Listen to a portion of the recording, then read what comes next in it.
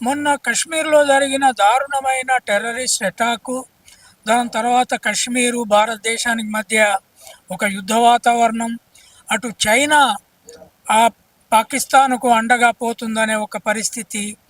ఈ స్థితిలో వాళ్ళు సడన్గా ఈ నిర్ణయం తీసుకున్నారు. అంటే చర్చను ఇంకొక వైపుకు మలపాలని తీసుకున్నారా అనే అనుమానం కూడా మేధావి వర్గంలో ఉంది.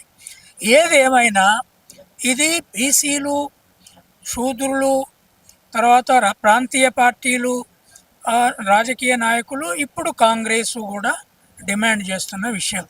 బీజేపీ నిర్ణయానికి వచ్చినందుకు కాంగ్రెస్, అటు అటు ఆర్ఎస్ఎస్, బీజేపీ ఐక్యంగానే ఆలోచించి నిర్ణయానికి వచ్చి ఉంటాయి. సో వచ్చినందుకు సంతోషమే. అయితే దీన్ని ఏ ప్రక్రియ ద్వారా చేస్తారు?